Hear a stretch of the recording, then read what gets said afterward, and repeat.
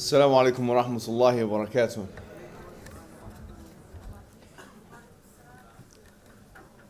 Let's get started straight away by saying that Islam is categorically for women's rights. There's no doubt about that. Just as Islam is categorically for human rights, and just like Islam is categorically for human beings giving God his rights as well. And just like Islam is for animal rights. And anyone who denies those realities is denying a part of Islam. Because the ayat and the ahadith that have come about this matter are too plentiful to be disregarded. For example, Allah subhanahu wa ta'ala says, فَاسْتَجَابَ لَهُمْ رَبُّهُمْ أني لا أضيع عمل عامل منكم من ذكر أو أنثى بعضكم من بعض. That Allah subhanahu wa ta'ala replied to them and he said that I will not let to waste any deed of a doer, whether they be male or female, and both of them are from one another. Allah subhanahu wa ta'ala, he says, يَسْتَفْتُونَكَ فِي النِّسَاءِ. They ask you about women. Nisa. قُلِ اللَّهُ يُفْتِيكُمْ فِيهِنَّ. Say Allah will tell you about them. And in that ayah, he describes giving the rights to yatama nisa, the ones who are orphan girls in particular. And the emphasis on female orphans in the Quran, I would argue, is more than any other ancient religious text. The Prophet Muhammad sallallahu alayhi wa sallam, he said in a hadith narrated by Aisha radiallahu anha that إِنَّمَا النِّسَاءُ شَقَائِقُ الرِّجَالِ, that certainly men are equal to women. But it's this equality that we're going to contest and talk about today. Because what equality did the Prophet Muhammad sallallahu alayhi wa sallam mean here? The hadith itself was referring to wudu. And Aisha was asking the Prophet Muhammad sallallahu alayhi wa sallam, is it the same for men as it is for women? And so he replied with this phrase, that إِنَّمَا النِّسَاءُ شَقَائِقُ الرِّجَالِ, that certainly men are equal to women, i.e. in front of the law. In front of the Islamic law, men are equal to women, so long as there is not an indicator, or what you refer to in Arabic as a qarina, to indicate otherwise. And most of Sharia, or most of the Quran, the ahkam of the Quran Sunnah, are very much for both sexes. The Prophet Muhammad sallallahu alaihi wasallam, on many different occasions, he told men and women, "Istawsamu bin nisa'i khayra," that be good to women. In fact, in his final speech in Arafah, he made this a point of emphasis. Just as he made racism a point of emphasis, and how we should avoid this as well. So there is no doubt in anyone's mind, and there cannot be a disputation, that Islam is pro-women's rights. But the question remains, is the phrase women's rights synonymous with the phrase feminism? That question requires some kind of a historical investigation, which we will go through today.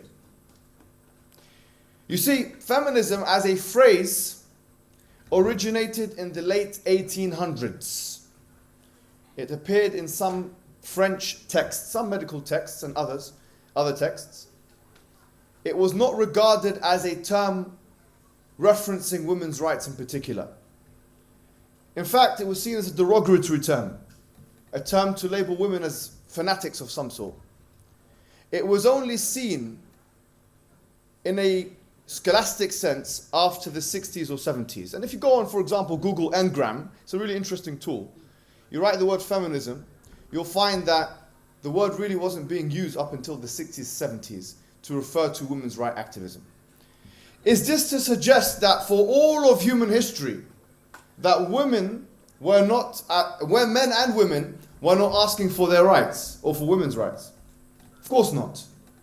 Is this to suggest that women only in the 60s and 70s began to realize that it's time to demand rights for women? Of course not. So the point is this, is that feminism now is a political philosophy. It is a political philosophy. If you go into a university, they have gender studies. They have political philosophy courses. It's an ideology. It has its own scholastic tradition. And when someone says, I am a feminist, they are associating themselves with that scholastic tradition, with that framework.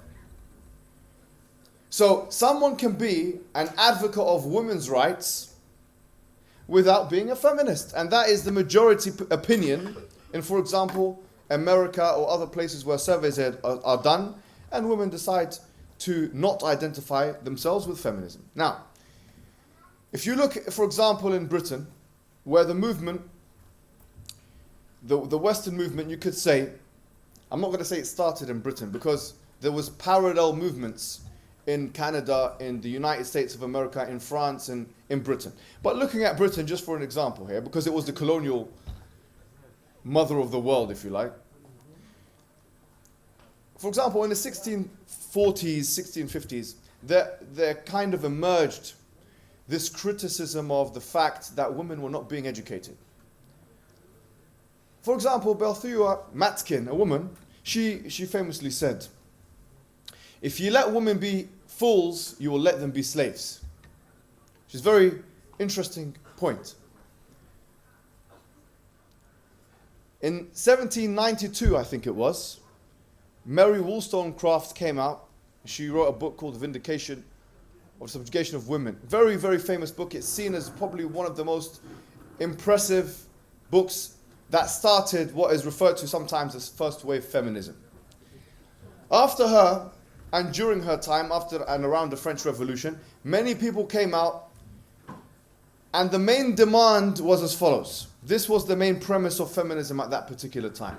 The main demand was that women, just like men, have mental faculties, they have intellect, they have rationality, and therefore their intellect and rationality should be nourished through the system of education.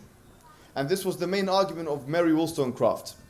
She said that we should be educated just like men. Why not? We are accountable, are we not? We're intelligent, are we not? We have intellect, do we not have that? So the argument was a very clear argument, a very simple argument, and that's why it was a very true argument. And not many people in history really would go against the premise of those arguments. Or I should say, not many people today, even. Because in the Dark Ages in Europe, you had serious problems when it were related, for example, to women's education. So, the main point is, this moved on to what you call universal suffrage.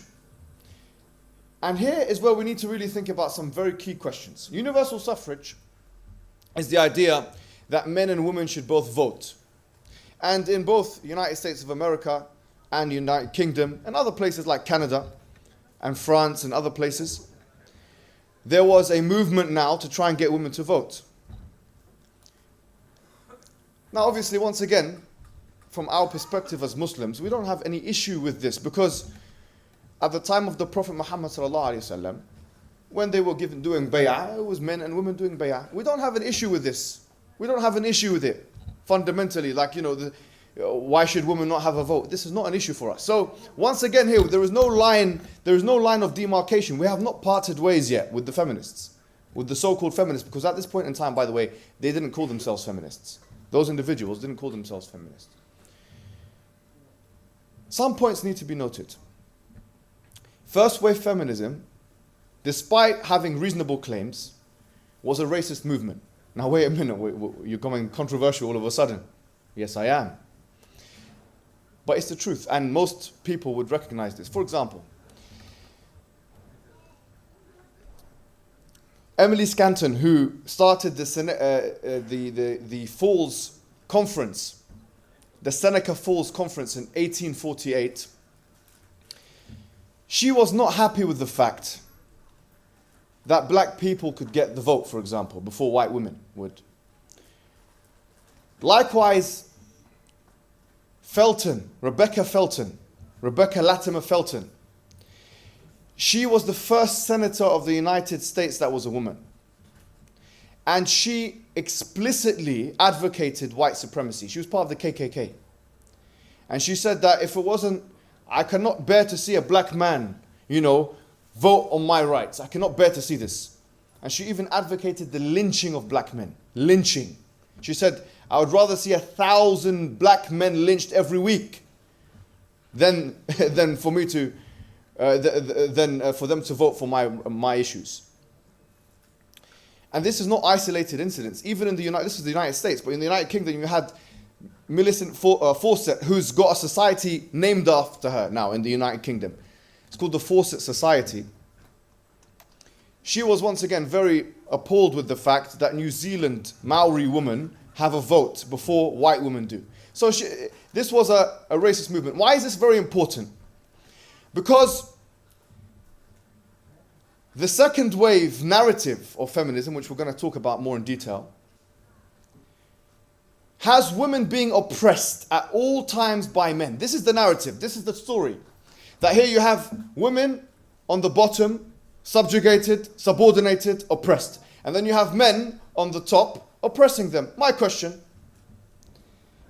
if this is a generalizable statement, can we say that black men were oppressing white women? Wait a minute, say this one more time. Okay, no problem. I'll say it again. If this is a generalizable thesis that men are oppressing women, can we say in the context of the United States or the British colonial context that men of color, I'm not even going to just say black men, either black men living in the United States or colonial subjects of other nations, can we say those men were oppressing women? Can we say this? It's impossible for us to make this claim. The narrative of feminism, therefore, is an unsophisticated narrative. Because the narrative is this: men are always oppressors and women are always oppressed. But here's the question we must ask. What men are you talking about and what women are you talking about? And what time are you talking about? Because each time has its own context. This is our point of separation. That we say that actually the narrative, the story, the myth that men throughout all of history have been attacking and oppressing vulnerable women has some truth in it, but it is not true absolutely. We also find the opposite being the case. Do you think that Rebecca Felton, the first senator of the United States, if she had her way, that there would not have been an oppression against black men in the United States of America? So here, this is very important. We cannot say that men have been oppressing women throughout all of society. Now, second wave feminism really started in the 60s. Second wave. Now, usually, it's divided into first wave, second wave, and third wave. That's how they divide it now. Yeah? And they also divide feminism into liberal feminism, Marxist feminism, and radical feminism. Loosely, how they define feminism, historically and ideologically. That's how they compartmentalize it. In the 60s, you had people like Simone de Beauvoir, very influential, if not, in my opinion, the most influential feminist maybe to have ever lived. She wrote a book called The Second Sex. You had Betty Friedan, who wrote a book called Feminine Mystique. You had these women coming out and writing books about feminism. And here now the premise has changed. Now, this is very important. Because the question would be, okay, what's wrong with being a feminist? Right now, we don't know what's wrong with being a feminist. Isn't it just about women's rights? I'll tell you what the problem is. First wave feminism, the demand was reasonable.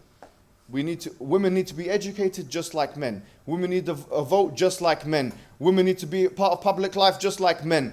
All of these were very reasonable demands which were premised on a very reasonable, intelligible, coherent premise, which is that, look, Men are accountable, women are accountable. Men are rational, women are rational. Women are rational. Men are intelligent, women are intelligent. Therefore, they should have the ability to nourish their faculties. That is a coherent premise. In the second wave, you had completely different premise. The premise changed. You had a theory now which was saying that men and women, yes, they are different. This is what Simone de Beauvoir said in her book. She mentions it in her book, The Second Sex. She has a whole chapter called Biology. And she says, yes, she even says women are much more emotional than men. They cry, this, that, they're weaker, men will beat a woman in a fight. She said this, and she's the most influential feminist of all time, the mother of feminism. And she says, yes, men are stronger and women are weaker and these things. We know this. We're not ignorant. She says, we know this. By the way, if I had said this, it would probably seem misogynistic. Imagine if I was working in somewhere in Norway and say, look, women are more emotional than men.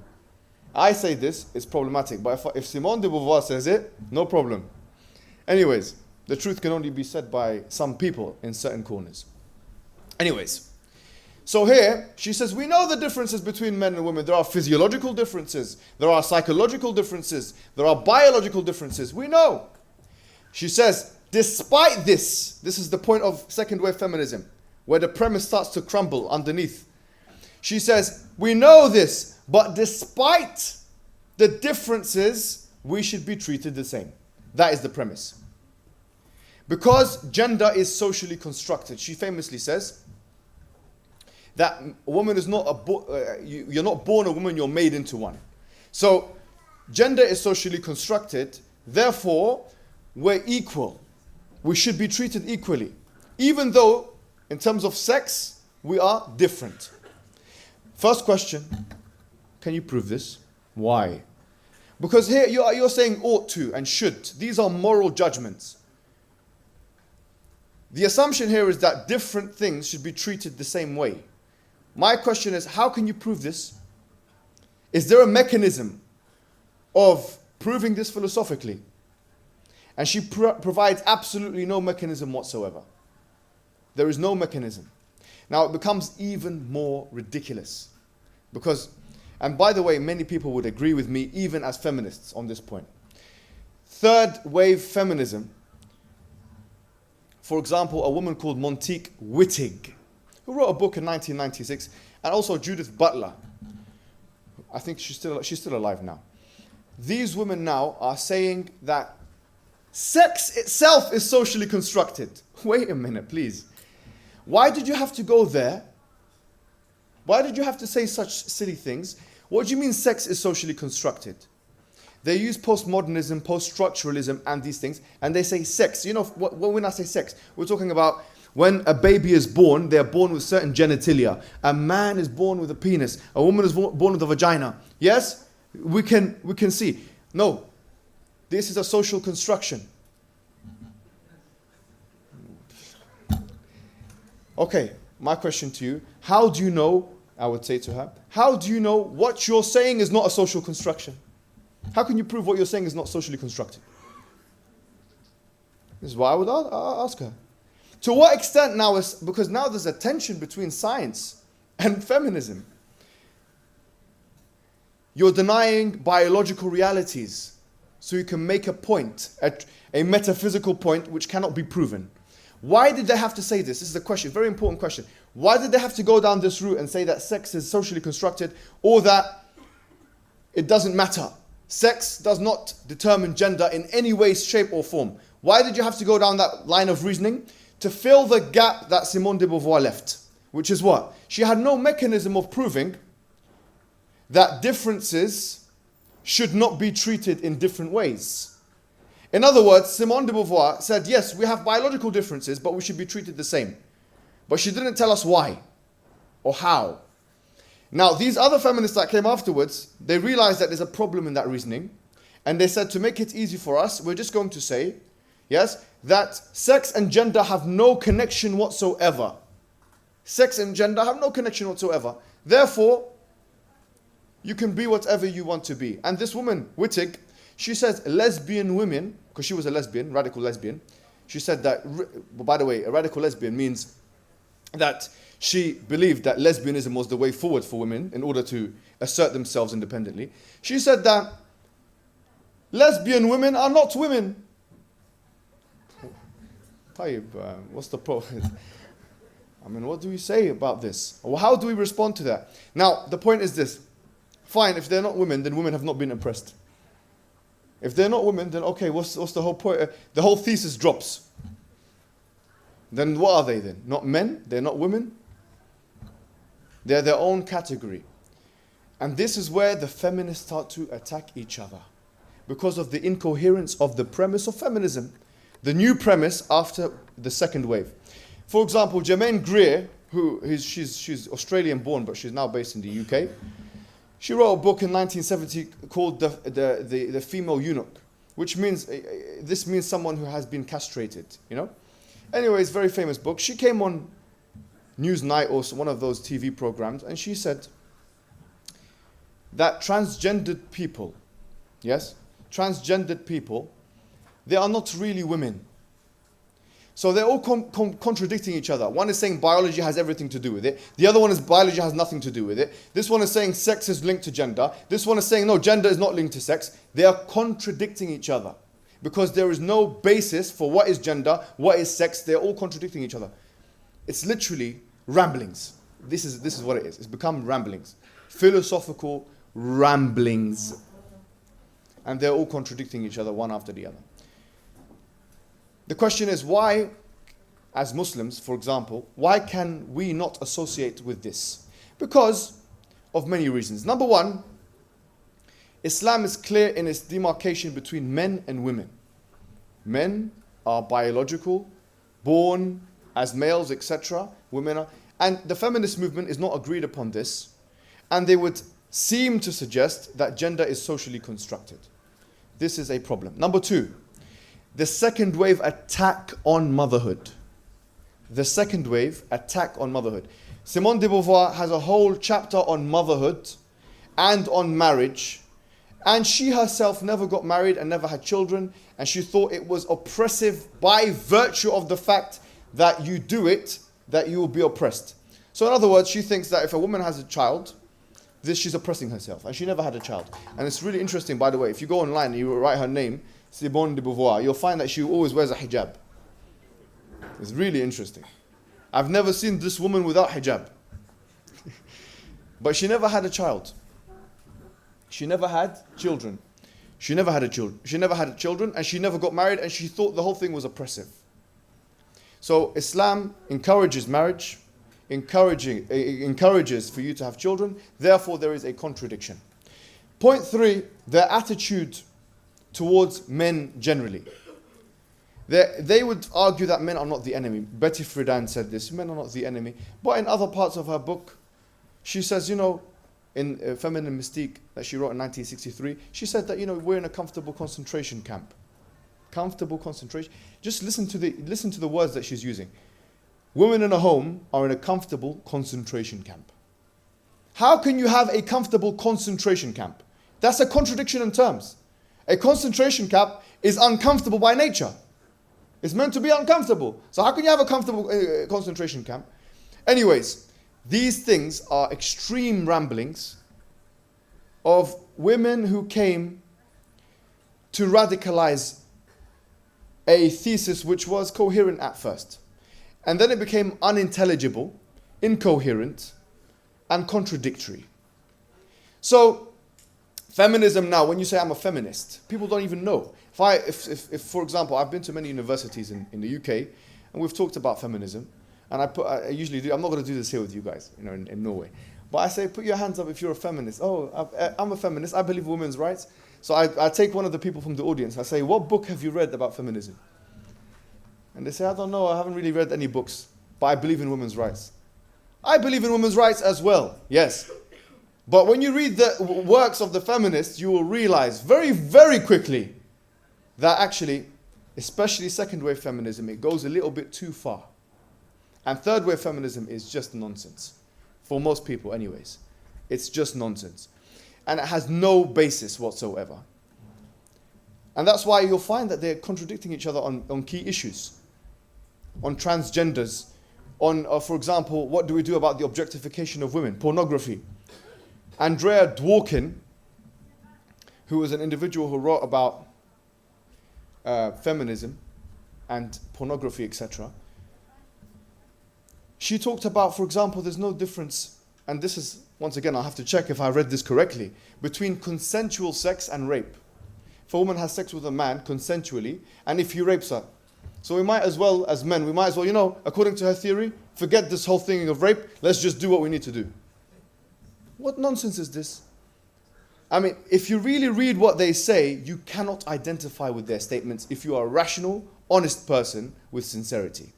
If it was a matter of women's rights, and women need to be educated just like men, women need to be given rights just like men. We know in the 1800s in this country that you had certain acts put into place. For example, you had the Infant Custody Act. You had not in this country, in the UK. You had the Infant Custody Act. You had, the Married Women's Property Act. All of these acts, the Matrimonial Causes Act, all of those acts, for example, gave women rights to property, and they gave women rights to, for example, divorce, the Divorce Women's Act, I forget the name of the act. These were all in the 1800s that were put into place. But all of these things were given to women 1,400 years ago. The Prophet Muhammad ﷺ, a woman came to him. She said to him, "Lawla makhifatillah, la bazaqtu fi wajhi," about her husband. If it wasn't for the fear of Allah, I would have spat in his face. I can't stand the guy. فَفَرَّقَ بَيْنَهُمَا. He got them. وَكَانَ هَذَا أول خلع في الإسلام. And this was the first khul'a in Islam. Women had the right to divorce 1,400 years ago. Not in the UK and the US and these countries. It was like 150 years ago. It's nonsense. And that's why there was a need for that kind of narrative. That's why there was a need for it. Women didn't have the right to own their own property. Women were being sold in the Victorian period. Did you know this? Married women were being sold. It's called wife selling. There were books written about it, wife selling, in the Victorian period. They used to be sold. A wife used to be sold in England. Here, buy my wife. This is what it used to be. That's why there was a need at a certain point in time there was a need for a kind of movement, or you could say, a kind of effort to get rid of this kind of thing. Because the premise that men and women are rational, accountable actors didn't link with the social organization of that particular time. Another interesting feminist, and I found this really, really interesting. She is probably one of the biggest names in all of feminism. Her name is Virginia Woolf. And she wrote a book in 1929. She actually wrote many books. But one of them was called The Three Guineas. And do you know what she said in this book? And she's one of the, she's regarded as one of the biggest feminist thinkers. And this is what I will conclude with, because I've got 1 minute and 55 seconds. Why shouldn't we be feminists? She said this. She said the word feminism, it used to refer to when a woman couldn't make a living for herself. Now a woman has the rights that she didn't have. So she says now the word has become meaningless. And she's writing in 1929, less than 100 years ago. She goes, the word has become meaningless. And any meaningless word is morally corrupt. She referred to the word feminism as a morally corrupt word, because it would be assumed that she thought it would create more tensions between men and women. There's no need to use this word. 1929 she's talking about this, before the second wave of feminism even started. She's saying it's a morally corrupt word. And I'll end, subhanAllah, and that's why I would say to men or women who say, why should we not identify as feminism? Because the need for using that terminology is not existent. You don't need to use it. You don't need to use it. You can say, I believe in women's rights. The Quran says, وَمَا تَتَمَنَّوْا مَنْ فَضْلَ اللَّهُ بِهِ بَعْضُكُمْ عَلَى بَعْضٍ. This is beautiful, wallahi. That Allah says to us, do not wish for what the other person or what the other gender has. لِلرِّجَالِ نَصِيبٌ مِمَّا اكْتَسَبُوا. Men have a portion of what they have earned. وَلِلنِّسَاءِ نَصِيبٌ مِمَّا اكْتَسَبْنَ. And for women, there is a portion of what they have earned. In other words, men and women in Islam are both treated with justice. And they have a complementary relationship with one another. We should not be attempting to compete with one another with the things that either of us don't have. Some things men can do that women can't, and some things women can do that men can't. And so therefore we should live in complementing one another and like the day and the night, covering one another in that sense. And it should not be a competitive relationship, rather it should be a complementary relationship. Wassalamu alaikum wa rahmatullahi wa barakatuh.